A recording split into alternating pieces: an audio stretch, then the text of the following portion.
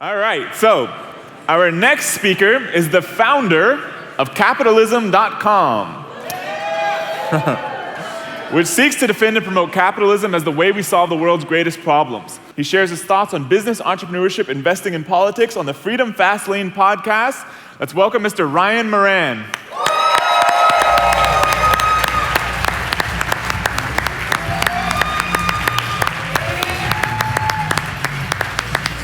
What's up, man? Hey, bud. Thanks for having me.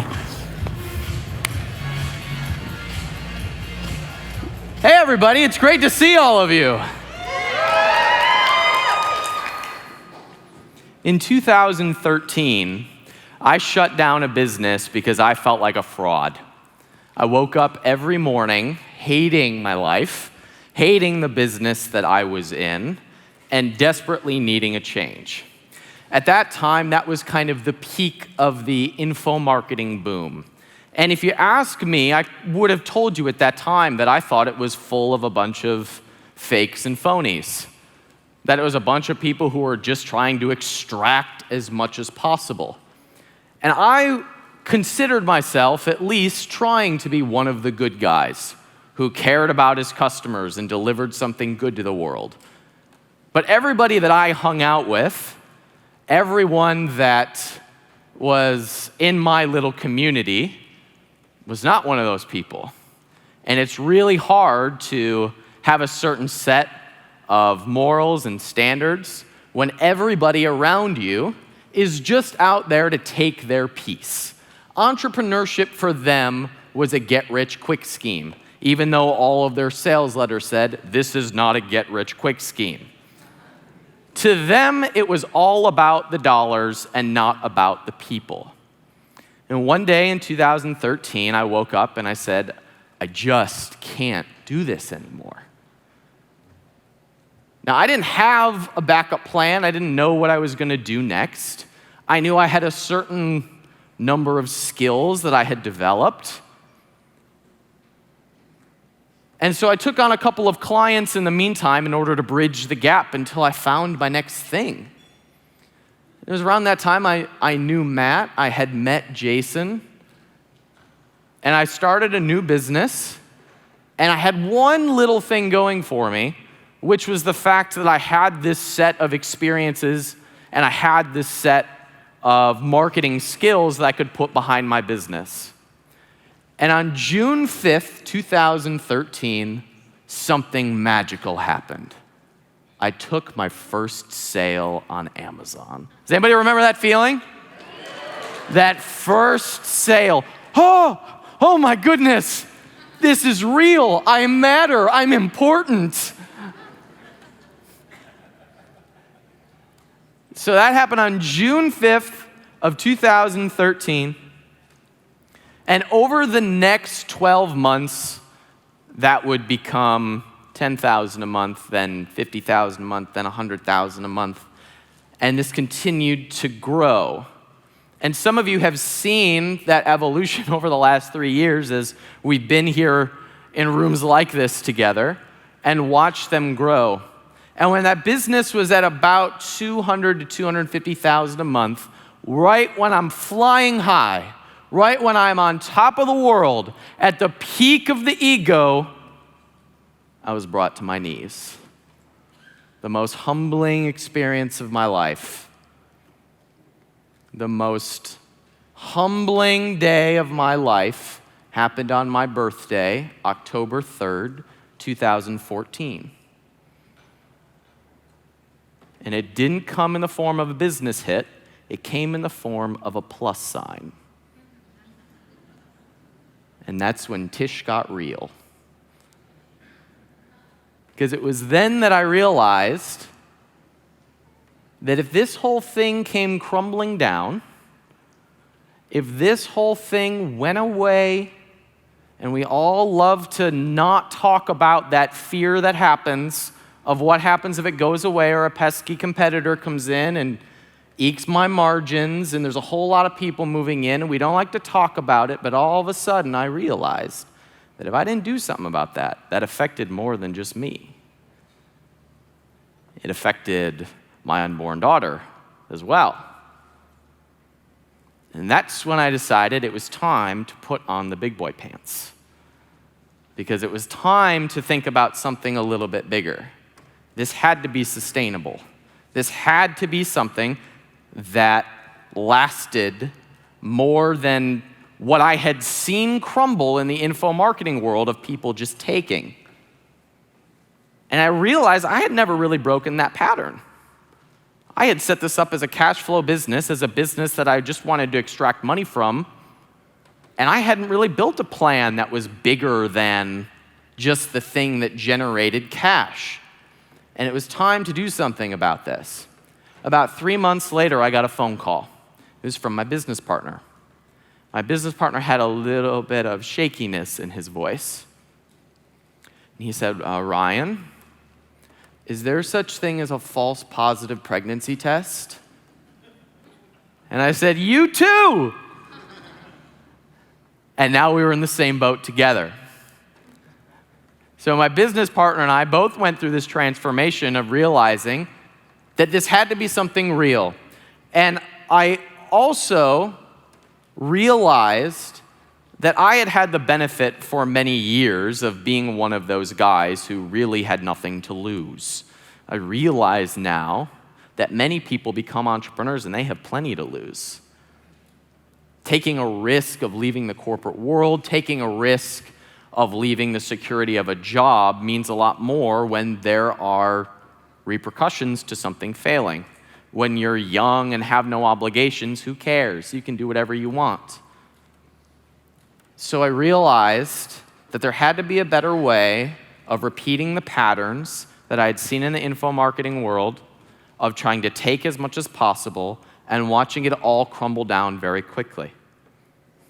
Now, before we talk about how we do that, I just want to thank all of you, because besides the fact that this community completely changed my life and career by the fact that it taught me a model that has treated me very, very well, all of you have supported me through now 4 times on this stage, through the podcast.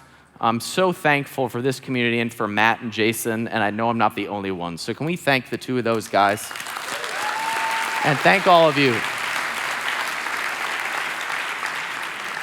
So this is the 4th time that I've been on this stage, and I want to quickly recap the 3 other topics that we've covered because they are still relevant coming up to this point.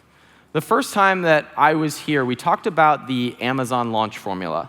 And if I were to boil this down into one sentence, this is simply the argument that you'll take off much faster if you have a small community that you can release your products to. That is the ultimate point here. This second talk was about the formula and the plan to go from 0 to 12 or to 1 million in 12 months, building a business that's based on Amazon. The cliff notes there is your job in that stage is to get one product to 25 sales per day and release new products until you're at 100 sales a day. And that's your only job. That's how we build a $1 million business quickly. And then the third piece was when, where, and how to sell your business. And the cliff notes there is that everything you do does not just impact the sales you make on a daily basis, but it also impacts the total value of the asset that you're building. And most people forget that, and that's relevant here because most of you are operating your business as an ATM rather than an asset. And in that talk, I attempted to relay the point that you're building something that is not just a cash flow machine, but something that could be built and sold. These are all on YouTube. I'm sure they're in the amazing.com community as well, if you want to watch any of those or get caught up. I want to also recap, I have 3 stages that I boil business down to, at least in the starter stage. And this has been, at least communicated to me, that has been particularly helpful, so I want to recap it for anybody that may not be familiar with this. When you're first starting out, you're in the grind. If you've got one product that's selling less than 25 sales per day, your only job during this time, regardless of what shiny object you would like to follow right now, your only job is to run giveaways and launches, preferably to a community that you control, until you rank for keywords. pump in some pay-per-click, and hustle your way to 100 reviews, whatever it takes. Order pizza every night and have the pizza man write a review, call your neighbor, do whatever it takes to get there. Do nothing else until you're at 25 sales per day. That's the grind. The growth is when you've got product that's selling 25 a day or so, you're ready to amp things up, you're not yet on pace to hit the million per year. Only thing you need to do there, repeat stage 1 again and again and again over 3 to 4 products until you're on pace for $1 million. What does that look like? That looks like 4 products at about 25 to 30 sales a day. If your average customer value is 25 to 30 bucks, that's $1 million business.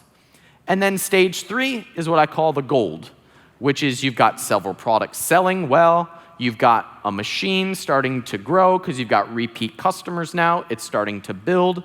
Your job here is to turn on outside traffic and to start building cold leads through your inserts and your packaging, and then we can complicate the process through things like social media, video, and doing things like branding. That's where we could also start to think about going into other channels, and this is also the place where you can think about paying yourself, not before here. Now, I know, because I am one of you, that there is currently this idea of, are the good old days over? Are the days of putting up products, ranking them, and getting them to sell, are those days over? Even I have publicly used this word consolidation, that the marketplace will consolidate. I'm here to tell you, if you're selling the same thing as everybody else, yeah. Because that's not even entrepreneurship. It's just selling things. I want you to, if you take away nothing else from the rest of what I have to say, get this. You are not selling products, you are selling to people.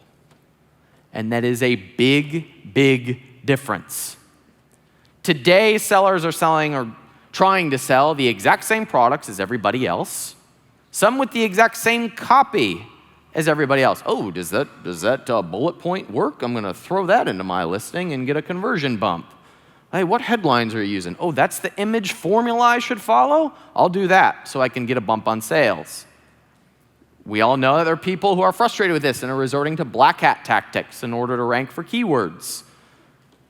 All this does is it creates a price war. Creates price wars. Who has the most reviews? Who has the best price? How can we drive down the price as much as possible so I can outrank this person? It becomes a game of taking advantage of Amazon rather than actually building a business. And what that does is it turns your entire business into treating your customers like numbers rather than people.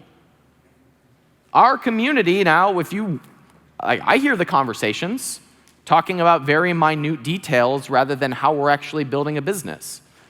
This is the result, and this is the conversation that I hear happening in my communities, in this community. And so I'd like to offer you a different way of looking at it. I believe, it's my core belief, that entrepreneurship and capitalism is the solution to the world's greatest problems.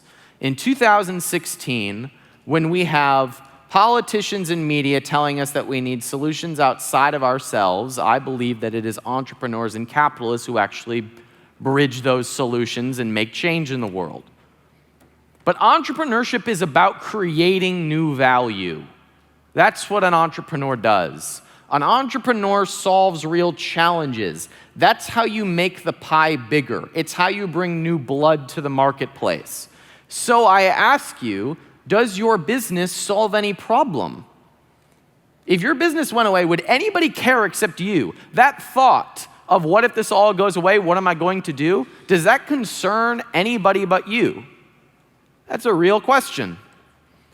If it doesn't, then let's think about this a little bit differently, because I would propose to you that with a few tweaks, we can make more sales, have more raving fans, and continue to build the business that we have without having to play this game of gaming the marketplace in order to get money. It doesn't have to be that way.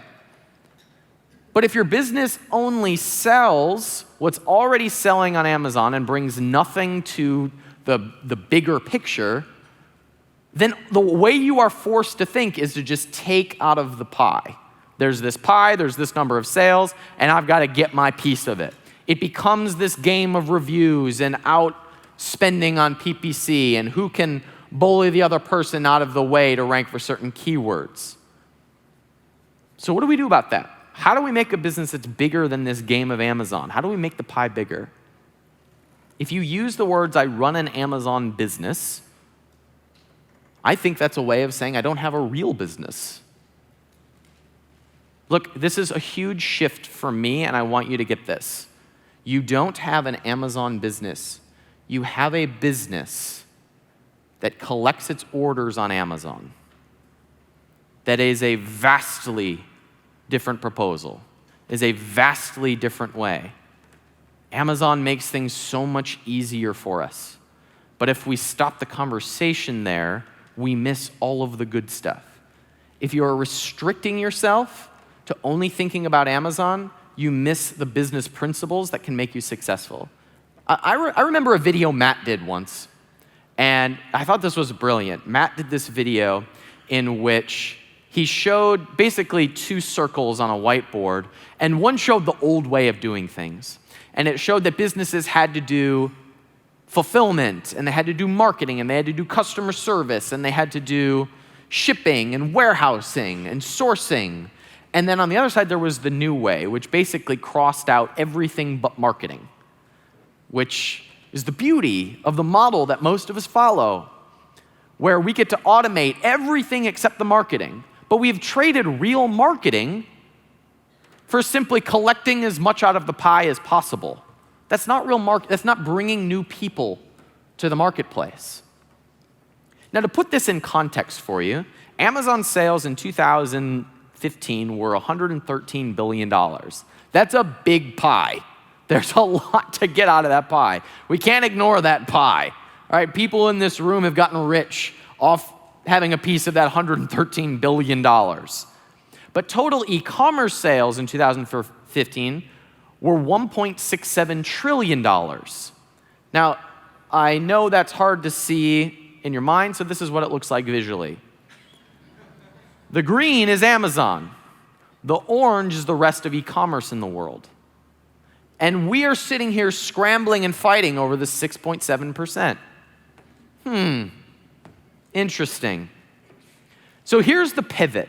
Here's where we can start to make a shift. Here's where we can start to think about how we build something that's bigger than just where we rank, what our reviews are, what tags we have, what our images are. And here are the questions that I want you to honestly consider about your business, and we'll go through how to do this. First, who is it that you serve? Not what do you sell, but who is it that you serve? And number two, how do you serve them? How is it that your product or service gives them the effect that they're looking for, the result that they're looking for? Number three, what are their pain points? What's the real reason why they're buying? And we'll go over some examples in a couple of slides. And finally, where do they hang out? Seriously, where do they gather? Who do they follow? Where do they congregate? Because if Amazon went away, you guys know the businesses exist outside of Amazon, right? If Amazon went away, the model is to take your product where they already hang out. Now, we love Amazon because all the buyers are there, but our target market, the people behind the buyers, where are they hanging out? What are they talking about? Who do they follow? This is where we start to actually put people behind our business, and we can start to think about our business a little bit bigger than how we've been pigeonholing ourselves. So who do you serve? How do you serve them? What are their pain points? And where do they hang out? There's a very different effect that happens here because we start to separate a commodity from a brand. A commodity is a product that is either not differentiated or can't be differentiated very much. A commodity is something that people buy on price. A commodity is a product that people buy regardless of who's selling it. A brand is when someone chooses you, and that's the difference. So who are your ideal customers? If when I say, what's your business? If you respond back, I sell spatulas, then you're always going to be a commodity. Because it's very difficult to just sell differentiated spatula. You can play that game. Very hard to scale. Commodity businesses can only compete on price, very small little changes, where you rank, what your reviews are. But a brand is a business that serves a person, and that person chooses you. So what I've done is, as a little example, if your answer is, I sell spatulas, I went ahead and I made a list of all the other things that I think you could sell. If we think really hard, if you're selling spatulas, and you say, I'm in the spatula business, I made a list of all the other things you could sell in that business, and here's the list. Not a damn thing. There's my favorite movie, because I'm a big dork and I don't have to hide from it anymore, was written and starred in and directed by Weird Al Yankovic. And he poked at this, and I'd like to show you a clip of him poking at that type of a business. Honey, where's the spatula? Okay, kids, let's go. There's just one place to go for all your spatula needs. Spatula City! Spatula City! A giant warehouse of spatulas for every occasion. Thousands to choose from in every shape, size, and color. And because we eliminate the middleman, we can sell all our spatulas factory direct to you. Where do you go when you want to buy name brand spatulas at a fraction of retail cost? Spatula City! Spatula City! And this weekend only, take advantage of our special liquidation sale. Buy 9 spatulas, get the 10th one for just 1 penny. Don't forget, they make great Christmas presents. And what better way to say I love you than with the gift of a spatula? Spatula City! Spatula City! Hello, this is Cy Greenbloom, president of Spatula City. I like their spatulas so much, I bought the company. Spatula City, 7 locations. We're in the yellow pages under spatulas. My, where did you get that lovely spatula? Spatula City, we sell spatulas, and that's all. Get the point? Who buys 9 spatulas? Nobody. Who knows what brand their spatula is? So why are we trying to build a business out of that? So this is the exercise I'd like to walk you through. Instead of focusing on what it is that you sell, who is it that you serve? So I made up a phony, different way of describing this. Who is it that you serve? Remember that question? We serve busy moms who take the time to cook for their children because families are stronger when they sit down together. Who do you think is going to show up when we phrase our company like that? Probably busy moms who take the time to cook for their children. Now, when we're serving that person, when we think about the person, what else can we sell in the business? I started to brainstorm. We could sell them food if we were in that business. Cookbooks, they tend to take or need more massages or relaxation products, kitchen equipment. There's information products now that that person consumes. They also tend to come home from work, want to put on comfortable clothes and cook. We have a business now. Now we have things we can actually sell to a person because we're not thinking about what we sell, we're thinking about who the person is that shows up. Now, here's a classic example.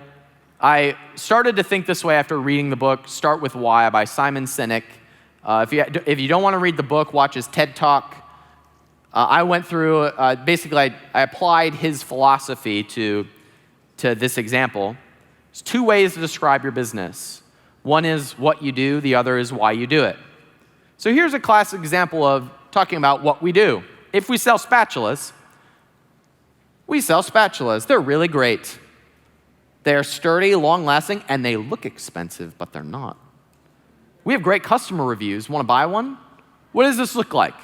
Only every Amazon listing ever, right? What is this doing? It's describing the product we sell. It's selling the what. Here's when we address the person. We believe that the family is the centerpiece of society, and families and communities are stronger when they sit down together, even if it's over a quick meal. We serve busy moms who still take the time to cook for their children because every child deserves a home-cooked meal with a family who loves them. We sell spatulas. They're really great. Want to buy one?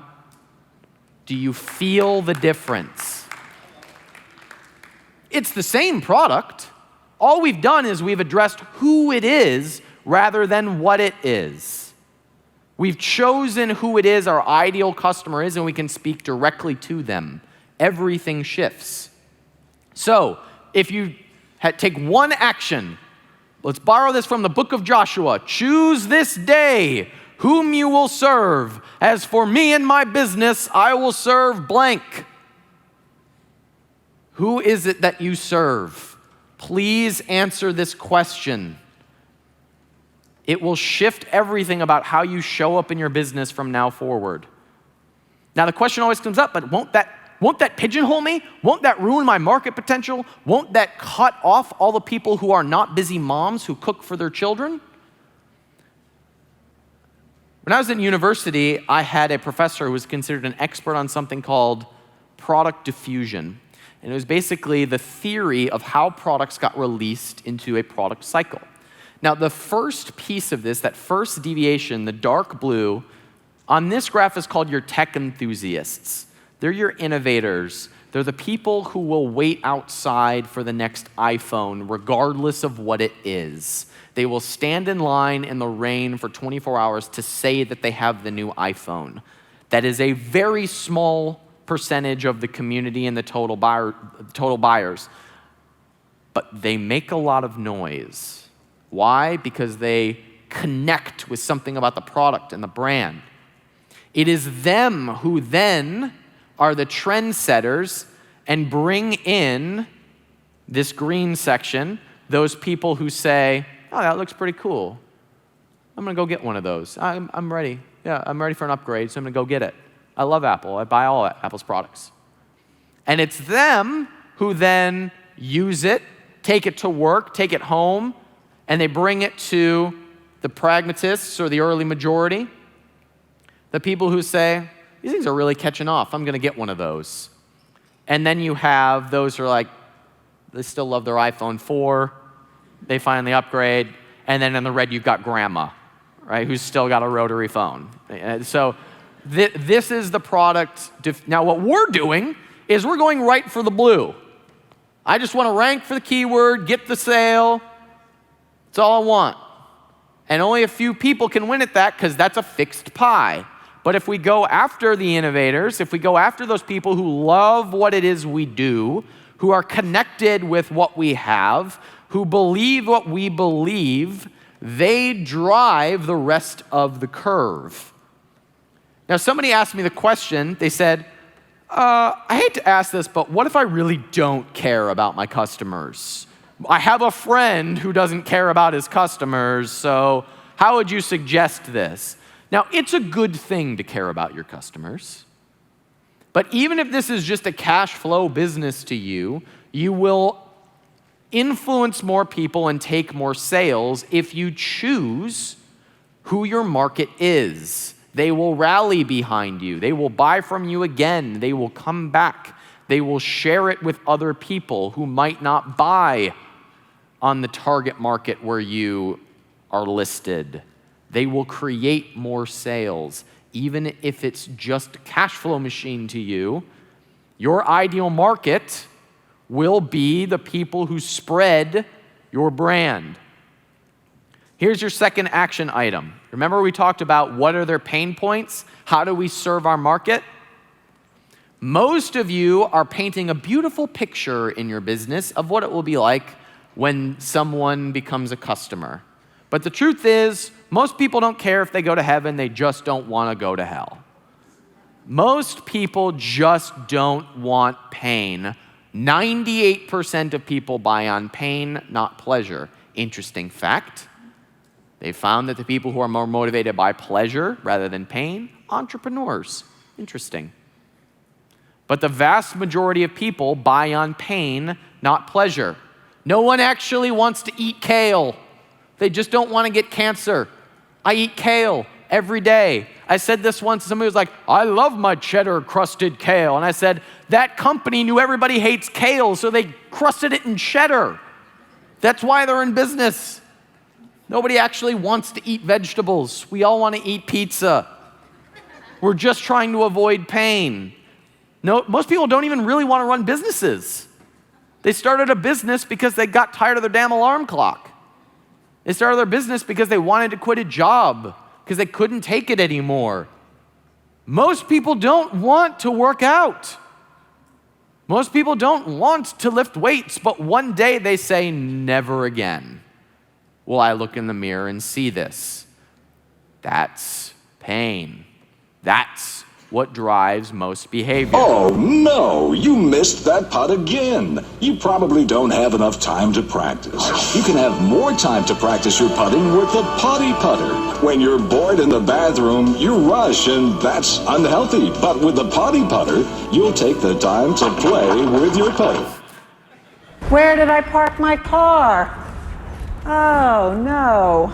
If you have trouble remembering what you don't write down, now there's an easy way to remember everything. It's called My Lil Reminder. Just press the button to record. Milk, juice, butter, and eggs. Then play back your reminder when it's time. You want to keep warm when you're feeling chilled, but you don't want to raise your heating bill. Blankets are okay, but they can slip and slide. And when you need to reach for something, your hands are trapped inside. Now, there's the Snuggie, the blanket that has sleeves. Perfect for chilly outdoor evenings, staying cozy and warm at sporting events. You get the idea. Now, I picked these specifically because these are all campaigns that are actually driven by pain. They all start with something frustrating, like you don't have time to practice your golf swing. Now, these are ridiculous products. They're absolutely ridiculous. Why did they sell? If they had come out of the gate and said, oh, we're going to release a product that allows you to practice your golf swing while you're pooping. Can you imagine that on Shark Tank? Oh, shoot, I ended it early. There was another one where it was, you drank too much water, but you're out on the golf course. Introducing the golf club you can take a pee in. It was, the most ridiculous products you've ever seen, but if they're sold on pain, I have had that problem before. Thank you for creating the solution. Now, here's some examples in some of your contexts. Why do people buy spiralizers? Is it because eating vegetables is so much fun for the whole family? Or is it because someone finally said, we need to get more vegetables because I don't want you people to die early? Why do people buy weight loss pills? Is it because it's so much fun? It's popping fun. It's pill popping fun for the whole family. No. It's because one day someone said, I don't have time to work out. I'm tired. And I don't want to look like this anymore. I'll try any solution. I've tried 4 of these before, but all right, fine. I'll try this one too. Why do people buy beauty cream? Is it really because they love the smoothness that they feel on their skin? Or is it because you fear losing beauty and value as you age? This is why people buy. They buy on pain, not on the heaven that most entrepreneurs paint. Now, pain does not need to be overt. It does not need to be cruel. It can be very, very subtle. And all of your customers have some sort of pain that they're trying to avoid. I'm going to show you an example of what I think and I'd consider the best ad I have ever seen in my life. I actually saw it about a month ago, and I said, that's the best commercial I've ever seen. Question, and be honest. Are my teeth yellow? Have you tried the tissue test? The what? Tissue test. Hold this up to your teeth. Oh, yellow. I don't get it. I use whitening toothpaste. What do you use? Crest White Strips. You should try them. Whitening toothpaste only works on the surface, but Crest White Strips safely work below the enamel surface to whiten 25 times better than a leading whitening toothpaste. You use the white strips. I passed the tissue test. Oh, yeah. Would you pass the tissue test? See for yourself with Crest White Strips. They're the way to whiten. Now, what do we learn in that ad? First of all, we learn exactly who their target market is. Affluent women who consider themselves attractive, who are probably under the age of 35. And what do? They created new pain. Do you pass the tissue test? Hold the tissue up. By the way, what human being has teeth that white? 0. Who passes the tissue test? Nobody. They created it.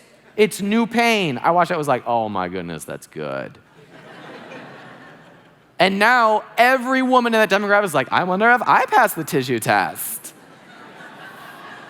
Oh my God, I need Crest White Strips. That's what happened. Crest White Strip sales skyrocket. Why? They've created pain now. Now I want to tell you a personal story. For 6 years, I had been working out hard on my own with really, really poor results. A friend of mine had really good results with a trainer that was the most expensive trainer in Austin. He's $5,000 a month. I pretty much laughed when he told me his fee. I was like, who pays $5,000 a month for personal training? That's ridiculous. Until one day, I worked out really hard, and I was like, I'm not gonna keep doing this if I'm not seeing results. So I called up David. I've been working out with him for about half a year now. In 2 months, I got more than a year's worth of results because I finally was committed and I bought on pain. Plus, guess who shows up? Affluent men who are tired of not getting results and don't want to have a dad bod. That happens to be who I hang out with. I'm the ideal customer. I've now sent several referrals over to David. Interesting.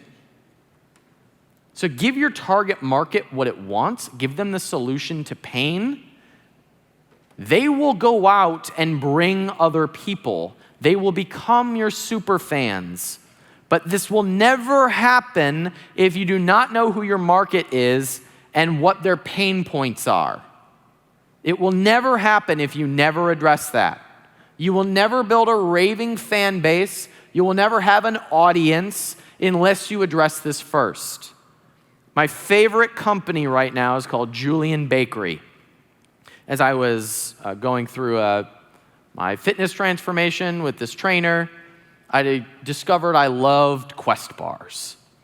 Quest bars were the end to my pain because they gave me just that little bit of sweetness when I couldn't have any sugar, except I have the tummy of a 9-year-old girl, and they just mess up my stomach. And I found Julian Bakery. I found out that I can have the same experience and my tummy isn't bothered. Now get this, I found them on Amazon and bought about $100 worth of their products without ever testing it first. I now spend like $100 to $200 a month buying Julian Bakery products. I love them so much that I'm up in front of you talking about them.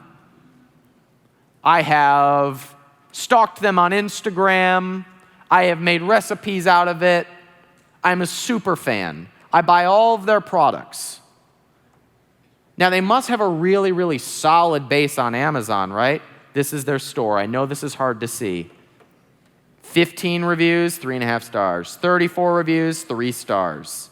They don't rank for keywords. I actually contacted this company. Julian Bakery, if you're watching this, you really need to call me. I contacted them. I was like, look, I'm one of the top Amazon marketers in the world. I really think we should talk. I'm a super fan. You guys really have an under-marketed store. We're actually crushing it on Amazon, and we're Amazon experts, so thanks for your email, but we'll pass. That's an expert who someone needs to be fired. Like a lot. Fire them so many times. Their copy, terrible. Images, terrible. Reviews, terrible. I'm still a super fan. If Julian Bakery drops off of Amazon, I'm still gonna get my friggin' Julian Bakery bars. I'm gonna find a way to get it because I'm a super fan. So all of us worried about the Amazon apocalypse, you don't have a worry about Amazon. You have a relevance problem. You have a problem that you haven't connected with your customers. You have not identified who it is that you serve, how you serve them, where they hang out. Here's why this matters. If we complete this, if we identify this, by the way, Julian Bakery bars, not cheap. I don't care, I'm a super fan.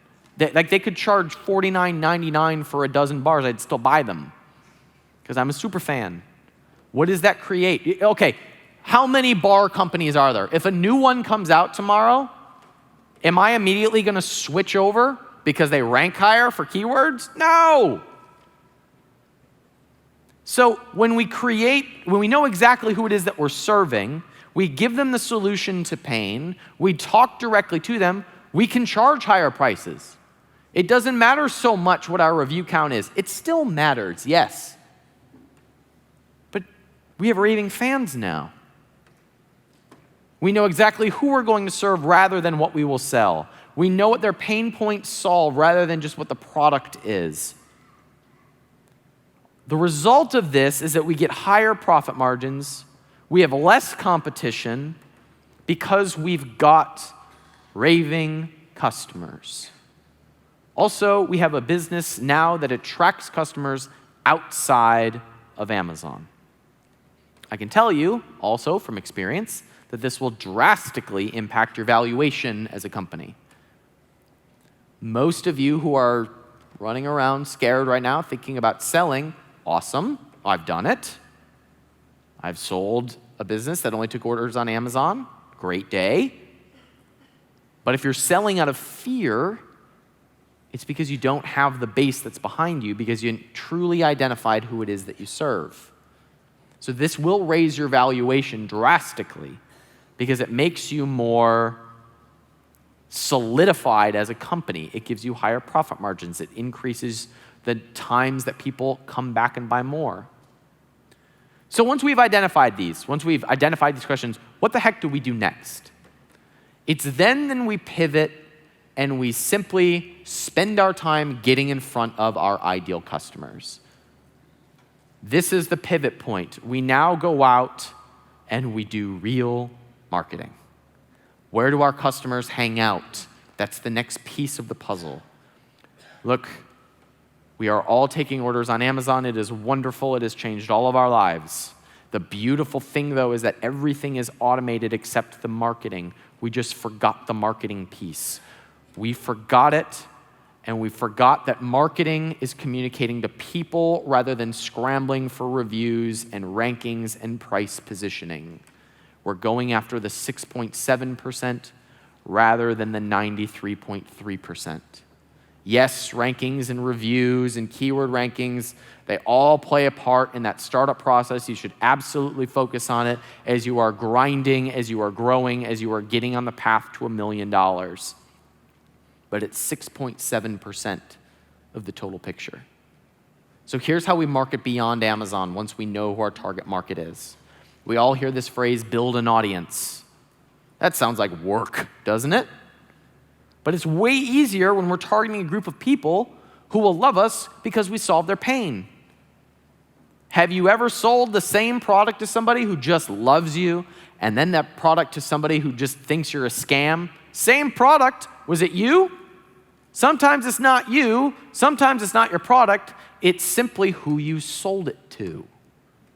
That is the difference between success and failure.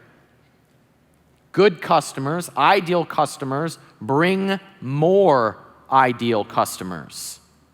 So go find where your customers, your ideal people hang out and go get in front of them. Listen, the best case study in the world on this is Donald Trump. Oh, there's a nice feeling in the room right now. That's good. The reason why Donald Trump won the nomination is because he kept attention at all costs. 9% of the electorate voted for him. 9%. They resonated loudly enough to go to the polls. Now let's do a little experiment. I've got this nice aura in the room here. If I tell you that I believe that Donald Trump is the best person to be president this year, and I plan to go to the polls to vote for him because we need to send a message to Washington, D.C., who would proudly say that they're with me?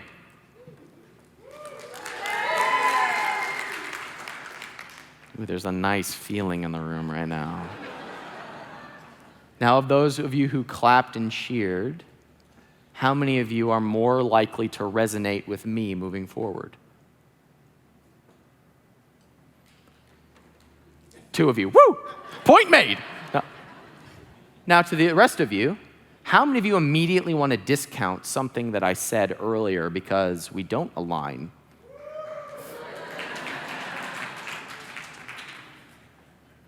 Well, I lied to you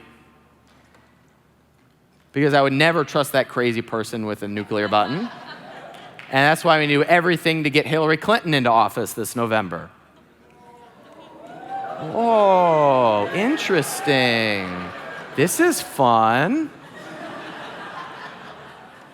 Now, how many of you now are more likely to discount something I said? And how many of you are more likely to resonate with something I said? Okay, interesting. I already told you I was a liar, which is why I don't trust either of those two and plan to vote third party, and I'll be voting for Gary Johnson. Ooh. Twice I've told you I'm a liar. So here's the point. If you're curious, I won't tell you where I fall. If you listen to my podcast or follow me on Facebook, I'm pretty open about this. But the point is, I'm the same person. I delivered a different message 3 times. And at some point, most of you probably had some sort of an internal reaction to me. Positive, negative, nothing changed about the presentation, but a good amount of you, especially with option 2, said you were either more likely or less likely to resonate with me. We are starving for people who stand for something, anything. The world is open now. We have access to all of our customers. Building an audience, way easier when you stand for something, when you know exactly who it is that you're targeting and you speak directly to them. Donald Trump is probably the best case study I've ever seen on this. Now, this is why I say everyone is doing e-commerce wrong. There's this idea that, hey, I'm doing okay on Amazon, so now I'm going to go start another business that's making $0 and build an e-commerce store and try to drive cold traffic there. I've seen so many people lose their shirt on this. E-commerce does not make sense until you control the audience. When you control the eyeballs, then it doesn't matter. People will follow you. They will find you. You could put up a simple sales page. They will go there. That's the power of having the eyeballs. You never get the eyeballs if you don't know what eyeballs you want. You never get the eyeballs if you're not clear on who you serve, what their pain points are, and you go to where they hang out. If you think about Amazon as the acquisition center, the place where you close the deal, that's where you can start to think about going beyond it. We're going to bring the eyeballs that we want to Amazon. 2 ways to do that. First, organic attention, putting out content, hustling your way to get the eyeballs, developing the audience, going on social media. Plenty of people have done this. That's fine. Wherever you feel most comfortable putting out content, go do it as often as possible. I podcast because I like to talk. Some people don't like to talk. They like to be on social media. Do that. Go to where your audience hangs out. Put out content in front of them. Find others who do the same thing. Put your content out together. Find people on YouTube. You can do content exchanges, cross promotions. You can never do this if you don't know who you serve. But everything changes when you know exactly who that is. By the way, it doesn't have to be you that's doing all the work. It probably shouldn't be you, but it might be you at the beginning. The important thing is putting out relevant thing that connects with the beliefs and the ideals of your ideal market. Some examples for this, if we go with the spatula example. Remember, it's not the spatula show. We don't have a YouTube show about spatulas. Quest, by the way, Quest Nutrition does this really well. They throw out a bunch of different content. Their market is low carbers. So they put out all kinds of low carb recipes. They show up in Google. They do YouTube demonstrations of how to make low carb pizza crust with their products. Beautifully done. They're talking exactly to their target market, and they're increasing adoption. They're increasing the number of times people return to buy more product. They're increasing the times that people buy from them, and they're the most bought product on Amazon, even though their store is just okay in terms of optimization. That's why they're driving awareness. They're driving attention. So if you sell spatulas and your ideal market is working moms who take the time to cook for their family, then you've got a podcast about the Working Moms podcast, or the YouTube Quick Cooking Show, or Families in Real Life as a blog. I did it in my yoga business. It was the first time I spoke on the stage where I talked about a page called I Love Yoga. We didn't even do it great. We just did it okay. But we built up the target audience of people who cared about the earth, people who did yoga, people who liked inspirational quotes, that type of an audience. They bought yoga mats. That put us on the map. The important thing is to create the content that connects with your ideal customer. Great example of this is Luxy Hair. YouTube channel, they sell hair ties, 2.8 million views. They put out a video, it gets seen by millions of people. Someone said to me the average video put out by Luxy Hair is seen by more people who watched the Jay Leno show in its heyday. Wow. The only time they pitch anything is in the description of their videos, and they make millions of dollars. This is organic attention. Option number 2 is just paying for the attention. If you don't have the attention, someone else does, so go get it. You can sponsor podcasts. You can go sponsor blogs. You can rent email lists of people who are on your ideal customers. The idea here is not necessarily to ROI from day one. The idea is to get your ideal customers on board so they become repeat customers and they drive the rest of the diffusion curve.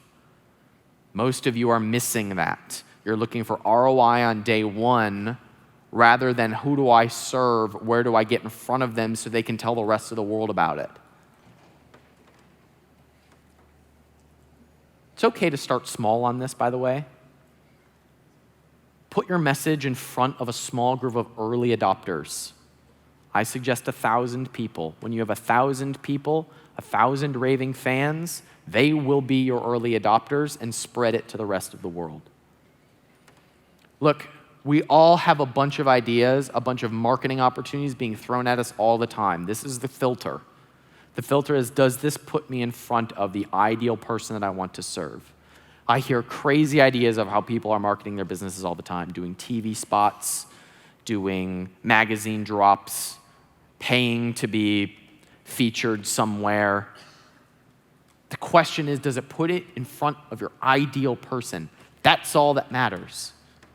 Because otherwise, it's just wasted money. Great example of this is Onnit.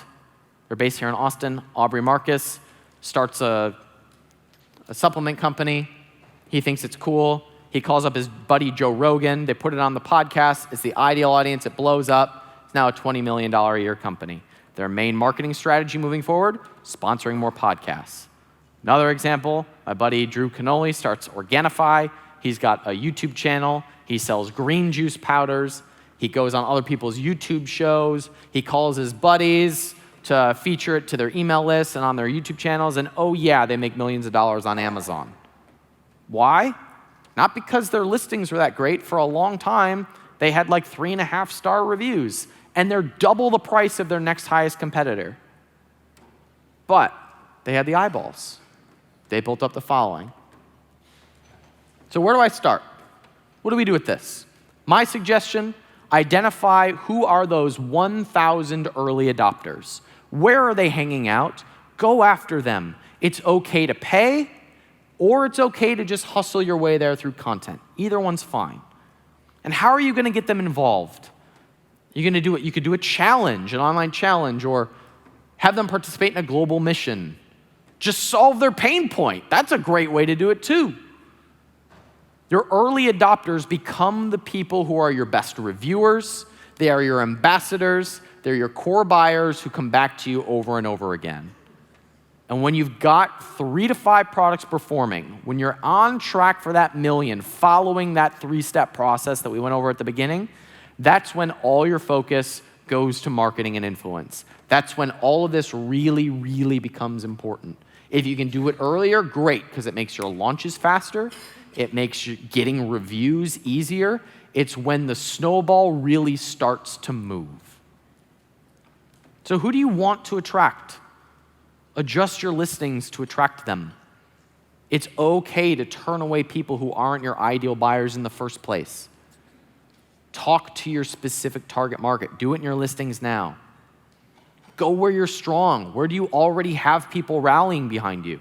You, at the very least, have buyer lists where you can start putting inserts in and talking about what you believe in, the mission you represent, why you do what you do.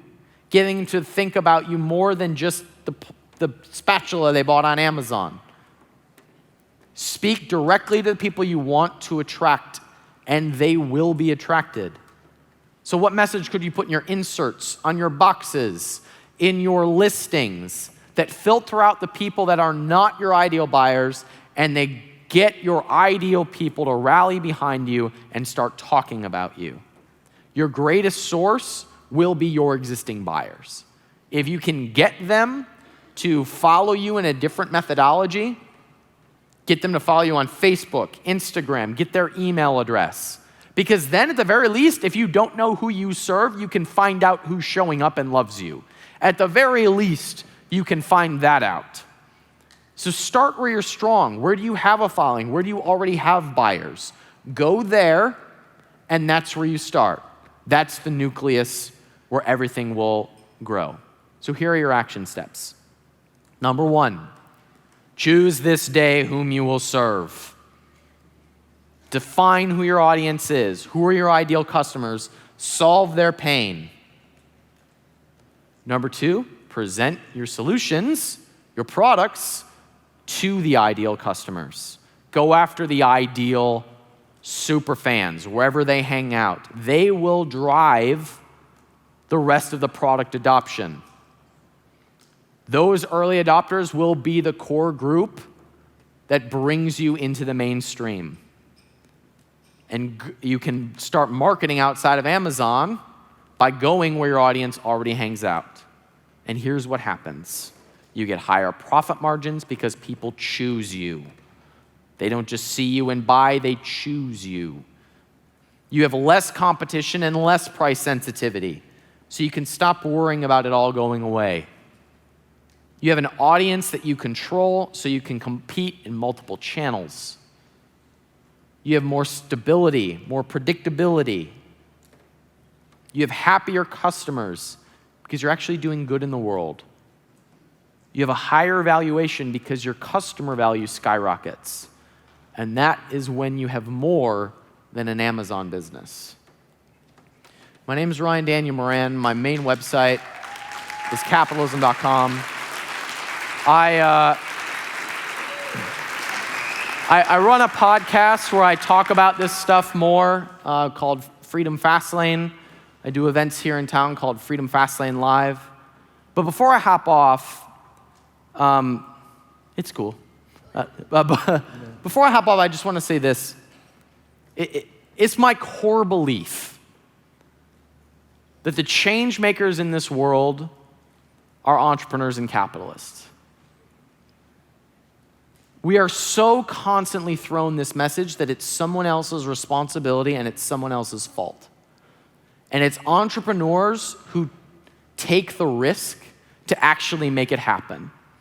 There's no faster way to impact your own life, to change your family tree, to impact your community, to impact your employees, and to impact the people that you touch than by being an entrepreneur. That's a serious responsibility, and we need way more of that. We need more of those change makers in the world. Thank you for being the change that we so desperately need. I love you. Thank you for having me. Good job, brother.